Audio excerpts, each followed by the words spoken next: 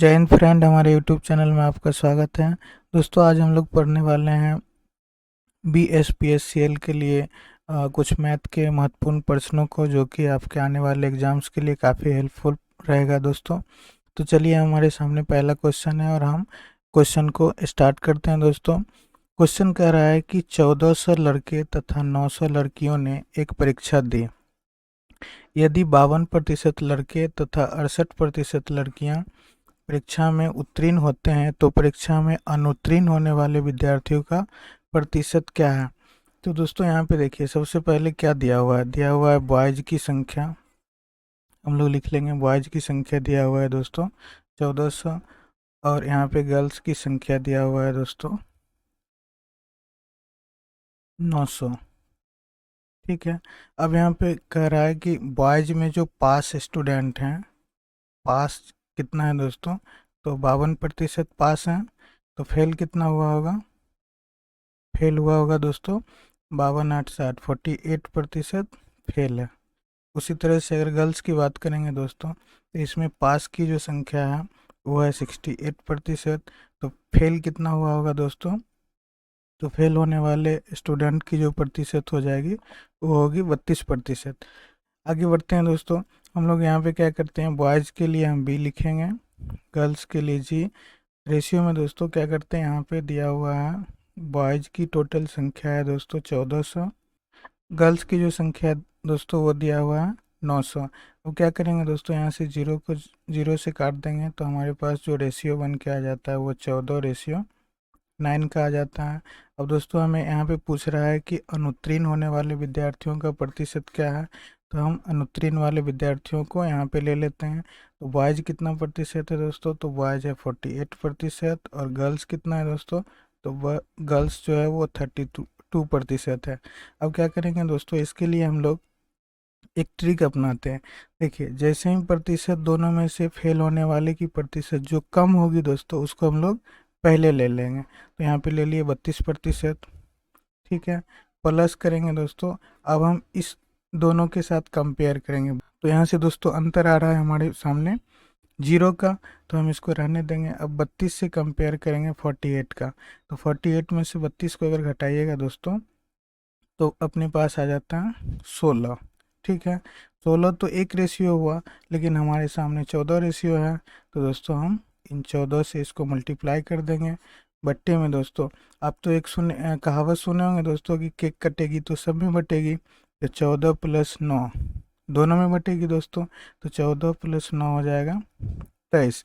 अब हम इसको सॉल्व करते हैं दोस्तों, तो हमारे पास आ जाता है 32% प्लस 16 और 24 को मल्टीप्लाई करेंगे दोस्तों, तो इसका वैल्यू आ जाएगा 224/23। अब दोस्तों, जैसे ही 224 में आप 23 से भाग देंगे, तो हमारे सामने जो वैल्यू बन के आ जाएगी वो आ जाएगी 32% प्लस 9.73। ठीक है दोस्तों, हम इसको जब काटेंगे तो ये 9.73 का वैल्यू देगा। अब इस दोनों को जब हम जोड़ देंगे दोस्तों, तो जोड़ने के बाद जो हमारा वैल्यू आएगा वो आएगा 41.73 का, जो कि ऑप्शन सी के अंदर दिया हुआ है। तो ऑप्शन सी इस क्वेश्चन का सही आंसर हो जाएगा। आई होप दोस्तों कि आपको ये क्वेश्चन बहुत अच्छे से समझ में आया होगा। दूसरा क्वेश्चन है दोस्तों हमारे सामने। क्वेश्चन कह रहा है यदि √35 बराबर 5.916 हो तो एक दशमलव स्थान तक 7/5 का वर्गमूल ज्ञात करें। तो दोस्तों, यहाँ पे क्या करना है हमें कि दिया हुआ है √35 का वैल्यू हमें दिया हुआ है 5.916, और निकालना क्या है दोस्तों, तो निकालना है हमें 7/5 का वर्गमूल। ठीक है, तो 7/5 के वर्गमूल को दोस्तों हम ऐसे तो लिख सकते हैं जैसे कि 7/5। अगर दोस्तों इसको ऊपर और नीचे हम 5 से गुना कर दें तो इसमें तो कोई दिक्कत होने वाली है नहीं। तो दोस्तों, यहाँ से इसका वैल्यू निकल के आ जाएगा हमारे सामने 7×5=35, और बट्टे में आ जाएगा दोस्तों 5 और 5 है यहाँ पर, इसमें से एक 5 निकल के आ जाएगा। तो हमारे सामने दोस्तों क्या बनेगा, एक इक्वेशन बनेगा √35/5। अब हम क्या करेंगे, √35 का वैल्यू दिया हुआ है दोस्तों 5.916, तो हम यहाँ पे लिखेंगे दोस्तों 5.916, और डिवाइड में हमारे सामने दोस्तों आ जाता है 5, तो 5 से हम इसको डिवाइड कर देंगे। जब दोस्तों इससे आप 5 से डिवाइड करिएगा तो इसकी वैल्यू जो होगी वो निकल के आ जाएगी 1.18, जो कि लगभग लगभग दोस्तों 1.2 के करीब में है। तो हमारा आंसर क्या हो जाएगा, ऑप्शन ए हो जाएगा 1.2। अगला क्वेश्चन है दोस्तों, क्वेश्चन कह रहा है रीना ने साधारण ब्याज पर ब्याज दर जितने ही वर्षों के लिए, अर्थात यहाँ पे ब्याज दर जितने ही वर्ष के लिए, अर्थात आर जो होगा दोस्तों वो टी के बराबर है, के लिए 1800 रुपये का ऋण लिया। यदि उसने ऋण अवधि के अंत में ब्याज के रूप में 1152 का भुगतान किया है तो ब्याज दर ज्ञात करें। दोस्तों हमें यहाँ पे निकालना है परसेंटेज रेट। तो हमें क्या करेंगे दोस्तों, आपको पता होगा कि साधारण ब्याज का सूत्र होता है एस आई बराबर होता है दोस्तों पी गुना आर गुना टी बट्टे 100। अब हम क्या करेंगे दोस्तों, एस आई हमारे पास दिया हुआ है 1152 बराबर मूलधन है हमारे पास दोस्तों, पी का वैल्यू दिया हुआ है दोस्तों 1800 ले लेंगे। आर यहाँ से दोस्तों दिया हुआ है, आर का वैल्यू नहीं पता है, और टी जो है दोस्तों वो आर के बराबर है, तो हम यहाँ पे आर ले लेंगे बट्टे 100। अब क्या करेंगे दोस्तों, हम इसको जब क्रॉस मल्टीप्लाई करेंगे तो हमारे सामने जो वैल्यू बन के आ जाएगी वो दोस्तों आ जाएगी आर स्क्वायर बराबर 1152 गुना 100 बट्टे में आ जाएगा दोस्तों 1800। अभी 2 जीरो से 2 जीरो को काटेंगे हम लोग, और दोस्तों इसको हम लोग इसे लिख सकते हैं आर स्क्वायर बराबर 1152 बट्टे 18। दोस्तों जब आप 1152 को 18 से डिवाइड करेंगे तो ये 64 बार में कट जाएगा। तो 64 बार में कटेगा दोस्तों, तो आर स्क्वायर का मान अगर 64 आ जाता है तो आर बराबर वैल्यू आ जाएगा दोस्तों 8%। तो ऑप्शन बी इसका सही आंसर हो जाएगा 8%। अगला क्वेश्चन है दोस्तों, और ये भी काफ़ी इंपॉर्टेंट क्वेश्चन लग रहा है। कह रहा है कि कोई व्यक्ति अपनी सामान्य चाल के 5/8 भाग से ड्राइव करते हुए अपने कार्यस्थल पर जाता है। वह अपने कार्यस्थल पर 36 मिनट देरी से पहुंचता है। उसके द्वारा कार्यस्थल पर जाने में लगने वाला सामान्य समय घंटे में ज्ञात करें। तो दोस्तों यहाँ पे कह रहा है कि नॉर्मल स्पीड जो है दोस्तों, नॉर्मल स्पीड दिया हुआ है 8 अनुपात में, और यहाँ पे प्रेजेंट स्पीड जो दिया हुआ है दोस्तों उसके बारे में कह रहा है कि 5 है, क्योंकि क्वेश्चन में कह रहा है सामान्य चाल के 5/8 भाग से, तो सामान्य चाल हो जाएगा 8 और अभी वर्तमान का चाल हो जाएगा 5। तो दोस्तों यहाँ पे जब स्पीड का रेशियो दिया हुआ हो तो दोस्तों टाइम का रेशियो जो होता है स्पीड का उल्टा होता है, क्योंकि डिस्टेंस तो यहाँ पे फिक्स किया हुआ है। जब फिक्स डिस्टेंस रहे दोस्तों तो ध्यान रखिएगा स्पीड जो होता है टाइम का उल्टा होता है। तो यहाँ पे टाइम क्या आ जाएगा दोस्तों 5/8। अब कह रहा है कि वो अपने कार्यस्थल पर 36 मिनट देरी से पहुंचता है, अर्थात इन दोनों का जो अंतर होगा 3 रेशियो ये 36 मिनट के बराबर होगा। तो दोस्तों हम लोग यहाँ से एक रेशियो का मान निकालते हैं तो ये 12 आ जाएगा। तो यहाँ पे पूछ रहा है दोस्तों कि उसके द्वारा कार्यस्थल पर जाने में लगने वाला सामान्य समय क्या है। तो सामान्य चाल से लिया गया समय ही दोस्तों सामान्य समय होगा। तो यहाँ पे सामान्य समय का रेशियो 5 है और एक रेशियो का मान 12 है। तो हमारे पास सामान्य टाइम जो आ जाएगा दोस्तों, नेचुरल टाइम जो आएगा दोस्तों वो आ जाएगा 5 गुना 12, अर्थात 60 मिनट का समय लगेगा। 60 मिनट का हम दोस्तों 1 घंटा बोल सकते हैं। तो ऑप्शन सी इसका सही आंसर हो जाएगा, 1 घंटा का समय लगेगा। अगला क्वेश्चन है दोस्तों, यहाँ पे कह रहा है 18 मजदूर एक कार्य के 1/3 भाग, यहाँ पे ध्यान दीजिएगा दोस्तों, 1/3 भाग को 27 दिन में पूरा कर सकता है। कितने मजदूर पूर्ण कार्य को 9 दिन में पूरा कर सकेंगे। तो यहाँ पे देखिए दोस्तों, आप M1 D1 H1 बट्टे W1 ये वाला फार्मूला के बारे में आप पढ़े होंगे, बराबर हो जाता है M2 D2 H2 बट्टे W2। तो दोस्तों जैसे ही इस पर हम वैल्यू को रखते हैं तो यहाँ पे 18 मजदूर है और 27 दिन में काम को कितना भाग पूरा करता है दोस्तों, तो 1/3 भाग को, और कहता है कितने मजदूर 9 दिन में इसी काम को पूरा करेगा। तो मान लेते हैं x मजदूर है और 9 दिन में इस काम को कंप्लीट करता है। ठीक है, तो यहाँ पे दोस्तों हम लोग क्या करेंगे, इसको अगर आप आगे ले जाते हैं तो ये हो जाता है 18 गुना 27, और नीचे से दोस्तों 3 भाग में है तो ये ऊपर चल जाएगा, गुना में हो जाएगा 3, बराबर हो जाएगा दोस्तों x गुना 9। अब 9 से इसको काटिए, 9 तिया 27, दोस्तों यहाँ पे अब बच जाता है अपने पास 18 गुना 9 बराबर x। तो 18 को अगर 9 से आप मल्टीप्लाई करेंगे तो x का वैल्यू आ जाएगा 162। तो दोस्तों यहाँ पे पूछ रहा है कितने मजदूर उस काम को 9 दिन में पूरा करेंगे, तो 162 मजदूर की ज़रूरत होगी, तो ऑप्शन बी इसका सही आंसर हो जाएगा। अगला क्वेश्चन है दोस्तों कि यदि किसी व्यक्ति की चाल 26 किलोमीटर प्रति घंटा है तो 1300 मीटर की दूरी तय करने में उसे कितने मिनट का समय लगेगा। तो दोस्तों यहाँ पे ध्यान दीजिएगा कि 26 किलोमीटर दिया हुआ है, तो 26 किलोमीटर को अगर मीटर में बदलते हैं दोस्तों तो इसको हम 1000 से मल्टीप्लाई कर देंगे, और इसको दोस्तों अगर हमें मिनट में बदलना हो तो 60 से हम डिवाइड कर देंगे। ठीक है, तो दोस्तों टाइम अगर निकालना हो तो टाइम बराबर हो जाता है डिस्टेंस बट्टा स्पीड। अब यहाँ पे देखिए टाइम हमें निकालना है, डिस्टेंस दिया हुआ है 1300 मीटर, बट्टे में है दोस्तों हमारे पास स्पीड हो जाएगा 2600 गुना 1000, और दोस्तों 60 जो है ये बट्टा में ये गुना होके ऊपर चल जाएगा। यहाँ से देखिए इस जीरो और ये 2 जीरो से ये 3 जीरो ख़त्म हो जाएगा दोस्तों, 13 दूना 26 कट जाएगा, और 2 तिया 6, अर्थात ये कितना टाइम लेगा दोस्तों, तो 6 मिनट का समय लेगा इस दूरी को कंप्लीट करने में, तो ऑप्शन ए इसका सही आंसर हो जाएगा। क्वेश्चन दिया हुआ है दोस्तों कि दो संख्या का मौसो और लौसो क्रमशः 8 और 224 है। यदि दोनों संख्याओं का अनुपात 4:7 है तो दोनों में से बड़ी संख्या कौन सी है।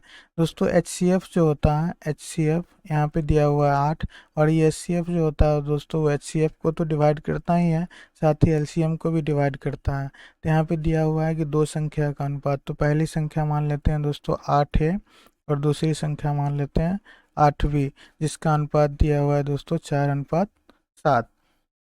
अब हम क्या करेंगे दोस्तों, 8 से 8 को अगर काट देंगे तो A/B का जो मान आ जाता है दोस्तों वो आ जाता है 4/7। अब इसमें से कह रहा है कि दोनों में से बड़ी संख्या कौन सी है। तो बड़ी संख्या के लिए दोस्तों हम लोग क्या करेंगे, यहाँ पे जैसे संख्या को माने थे 8A और 8B, तो देखिए B का मान है दोस्तों 7 और A का मान दिया हुआ है 4, तो इसका वैल्यू आ जाएगा 8 गुना 4, और इसका वैल्यू आ जाएगा दोस्तों 8 गुना 7, तो ये हो जाएगा 32, और ये हो जाएगा दोस्तों 56। तो इसमें बड़ी संख्या पूछ रहा है तो बड़ी संख्या हो जाएगी 56, तो ऑप्शन डी इस क्वेश्चन का सही आंसर हो जाएगा।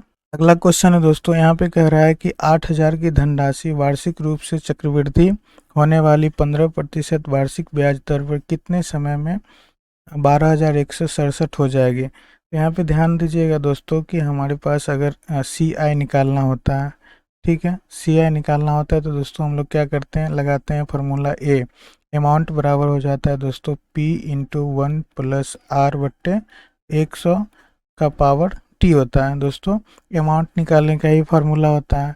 तो अपने पास दिया हुआ क्या क्या है दोस्तों, मूलधन दिया हुआ है यहाँ पर 8000, अमाउंट दिया हुआ है दोस्तों 12,167 रुपया, और रेट ऑफ परसेंट जो दिया हुआ है दोस्तों वो दिया हुआ है 15%, और हमारे सामने दोस्तों यहाँ पर टाइम नहीं दिया हुआ है तो हमें इसका टाइम निकालना है। तो क्या करेंगे दोस्तों, इस फॉर्मूले पे हम इस वैल्यू को पुट करते हैं, तो अमाउंट की जगह पे हम डालते हैं 12,167 बराबर पी के जगह पे दोस्तों हम लोग डालते हैं 8,000, और 1 प्लस रेट दिया हुआ है दोस्तों 15%, तो 15/100 लिखेंगे, और टाइम हमें पता नहीं है। इसको अगर दोस्तों हम काटते हैं तो 5 दिया 15, 5 दूना 10, ये कटेगा दोस्तों तो हमारे सामने ये बन के आ जाएगा 12,167। ये दोस्तों 8,000 को हम नीचे लेके आ जाते हैं तो यहाँ पर ये 8,000 बनेगा, और यहाँ पे दोस्तों अगर आप इसका LCM लेंगे तो 1 प्लस 3/20 पर पावर T। अगर इसको दोस्तों आगे सॉल्व करेंगे तो ये बन के आ जाएगा 12,167 बट्टे 8,000 बराबर 23/20 का पावर T। तो दोस्तों अब तो यहाँ पे पता लग गया है कि ये जो है 20 वो दोस्तों 8,000 जो है वो 20 का क्यू है, तो 12,167 जो है वो 23 का क्यू होगा। तो हम यहाँ पे लिख लेते हैं दोस्तों 23/20 का पावर क्यू बराबर 23/20 का पावर टी। तो यहाँ से दोस्तों बेस अगर बराबर है तो कट जाएगा और टी का वैल्यू क्या निकल के आ जाएगा, 3 वर्ष, अर्थात ऑप्शन बी इस क्वेश्चन का सही आंसर हो जाएगा 3 वर्ष। अगला क्वेश्चन है, ए एक कार्य को 20 दिनों में पूरा कर सकता है और बी उसी काम को 14 दिन में पूरा कर सकता है। यदि वे 7 दिन तक एक साथ कार्य करते हैं तो शेष बचे कार्य का भिन्न क्या होगा। तो दोस्तों चलिए सॉल्व करते हैं। दिया हुआ है ए किसी काम को करता है 20 दिन में, बी काम करता है दोस्तों 14 दिन में। इन दोनों का एलसीएम जो होगा दोस्तों वही टोटल टाइम होगा। तो दोनों का एलसीएम अगर हम निकालते हैं 140 जो कि टोटल टाइम है। तो अब क्या करेंगे दोस्तों, टोटल टाइम से अगर टोटल वर्क में भाग देंगे तो इसकी क्षमता निकल के आ जाएगी। तो इसकी क्षमता आएगी 7 और इसकी क्षमता आ जाएगी दोस्तों 10। ठीक है, अब कह रहा है कि यदि वे 7 दिन तक एक साथ काम करते हैं। तो दोस्तों अगर मान लीजिए कि ये दोनों मिलकर 7 दिन तक काम करता है तो कितने यूनिट को काम करेगा दोनों, तो दोनों मिलकर 17 यूनिट काम करेगा और 7 दिन तक काम करता है। तो 17 7 119, अर्थात 119 यूनिट तो ये काम कर लिया। तो हम इसमें से 119 को घटा लेते हैं दोस्तों, 3 में से 1 को घटाते हैं तो यहाँ पे आ जाता है 21। ठीक है दोस्तों, तो अब हमारे पास जो काम शेष बचेगा वो 21 यूनिट काम शेष बच जाता है दोस्तों। और यहाँ पे पूछ रहा है कि शेष बचे कार्य का भिन्न क्या होगा। तो शेष काम है हमारे पास 21 यूनिट। ठीक है दोस्तों, और टोटल काम है 140। अगर आप इसको काटेंगे 7 तिया 21, 7 दूना 14, तो ये दोस्तों 3/20 यूनिट जो काम है वो शेष बच जाएगा। तो ऑप्शन डी इस क्वेश्चन का सही आंसर हो जाएगा 3/20। चलिए दोस्तों हम लोग इस क्वेश्चन को सॉल्व करते हैं। दोस्तों ये क्वेश्चन जो है वह भी बॉड मास पर आधारित है। आप दोस्तों इसको पढ़े ही होंगे भी बॉड मास के बारे में। V4 ब्रैकेट होता है, V4 दोस्तों बार होता है यहाँ पर, B4 bracket, O4 of, D4 division, M4 multiply, A4 addition और S4 सब्ट्रैक्शन होता है दोस्तों। तो उसी बेस पे हम लोग इसको सॉल्व करते हैं दोस्तों। ये ऑफ है दोस्तों यहाँ पर, तो इसका वैल्यू जो होगा वो 4/8 आ जाएगा। प्लस यहाँ पे भी ऑफ है दोस्तों, तो इसका वैल्यू 8/32 आ जाएगा। उसके बाद दोस्तों यहाँ पे डिवाइडेड, 9 में से 4 को घटाएंगे दोस्तों ये आ जाएगा 5। और उसके बाद ये सब जो है दोस्तों एक ब्रैकेट के अंदर है और यहाँ पे निकल के आ जाएगा 12।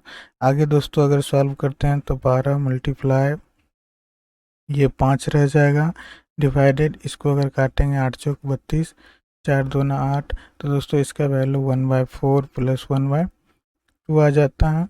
आगे दोस्तों इसको ले जाते हैं हम लोग 12 गुना ब्रैकेट के अंदर 5 डिवाइडेड, इसका जो वैल्यू है दोस्तों वो 3/4 आ जाएगा। आगे इसको तोड़ेंगे तो ये हो जाएगा 12 गुना ब्रैकेट के अंदर दोस्तों 5, भाग में आपको पता है कि 4 ऊपर और 3 नीचे आ जाएगा दोस्तों। अगर इसको आगे बढ़ाते हैं तो दोस्तों यहाँ पे हमारे पास वैल्यू आ जाती है 12 गुना 20/3।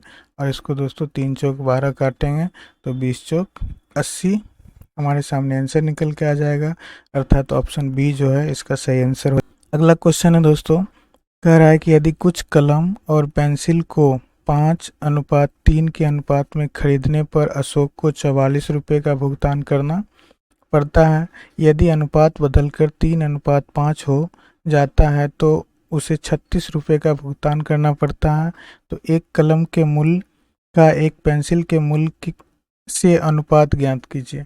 तो दोस्तों अगर मान लेते हैं हम कि पेन का जो मूल्य है दोस्तों वो मान लेते हैं 5x, और पेंसिल जो है दोस्तों, पेंसिल का मूल्य जो है उसको हम लोग मान लेते हैं 3y। तो यहाँ पे कह रहा है दोस्तों कि कुछ कलम और पेंसिल, जैसे इसका अनुपात 5:3 है और इसको खरीदने के लिए हमें 44 रुपये लगते हैं। तो दोस्तों हम यहाँ पे क्या करेंगे, 5x प्लस 3y बराबर 44, ये हमारा इक्वेशन बन जाता है पहला।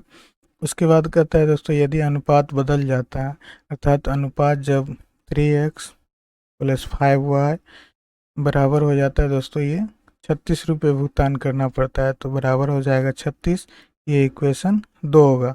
दोस्तों अगर इक्वेशन फर्स्ट को इक्वेशन सेकेंड से अगर हम डिवाइड कर देते हैं तो हमारे सामने जो वैल्यू बन के आएगी दोस्तों वो हो जाएगा 5x प्लस 3y बराबर 44 बट्टे में हो जाएगा दोस्तों 3x प्लस 5y बराबर 36।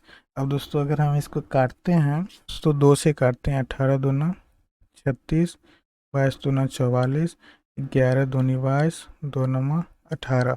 तो दोस्तों हमारे सामने जो ये वैल्यू बन के आ जाएगा, हम क्रॉस अगर मल्टीप्लाई करते हैं तो 9 पच्चे 45 एक्स प्लस 27 वाई बराबर हो जाता है दोस्तों 11 तिया 33 एक्स प्लस 11 पच्चे 55 वाई।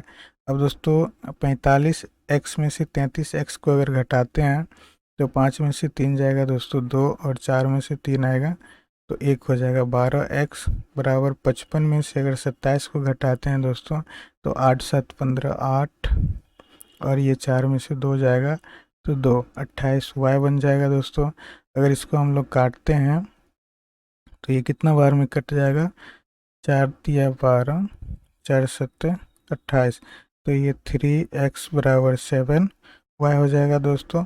और x बट्टे वाई की अगर वैल्यू निकाला जाए तो 7/2 अर्थात एक कलम का मूल्य और पेंसिल के मूल्य का जो अनुपात होगा दोस्तों वो 7:2 आ जाएगा,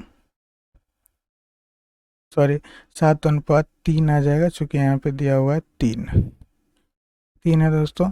तो ऑप्शन सी इसका सही आंसर हो जाएगा 7:3। अगला क्वेश्चन है दोस्तों, यहाँ पे कह रहा है कि कोई दुकानदार किसी वस्तु को उसके अंकित मूल्य के 4/5 भाग पर खरीदता है।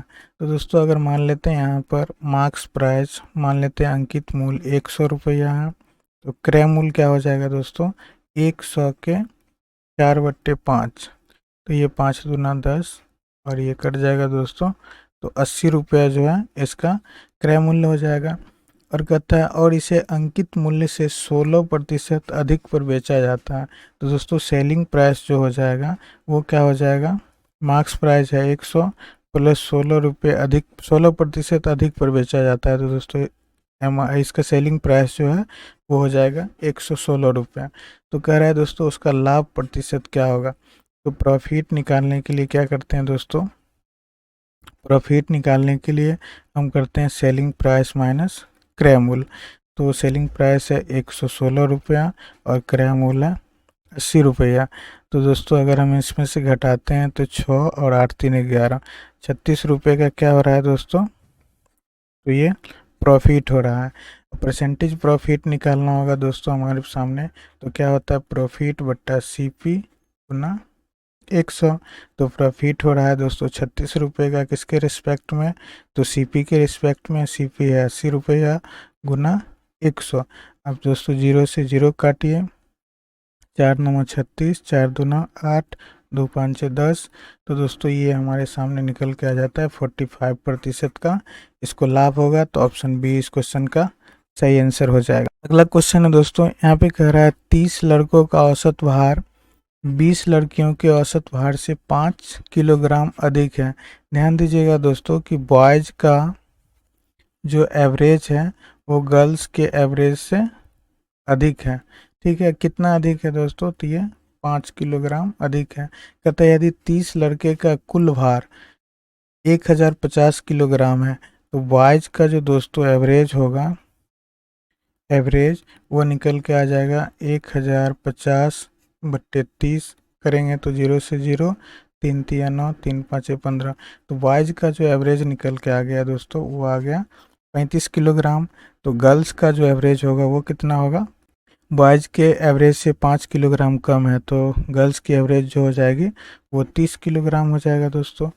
अब कह रहा है कि 20 लड़कियों का औसत भार 5 किलोग्राम, 20 लड़कियों के औसत भार से 5 किलोग्राम अधिक है, तो लड़कियों का भार आ गया औसत भार आ गया 30 और संख्या दोस्तों कितना है यहाँ पर 20। तो कह रहा है 20 लड़कियों का कुल भार, तो 20 लड़कियों का मतलब 20 गर्ल्स का जो टोटल वेट होगा दोस्तों वो हो जाएगा 20 गुना इसका औसत भार है 30 किलोग्राम। इसको जब आप गुना करेंगे दोस्तों 20 को 30 से, तो ये निकल के आ जाएगा 600 किलोग्राम। तो 600 किलोग्राम ऑप्शन बी में है, तो दोस्तों ऑप्शन बी इसका सही आंसर हो जाएगा।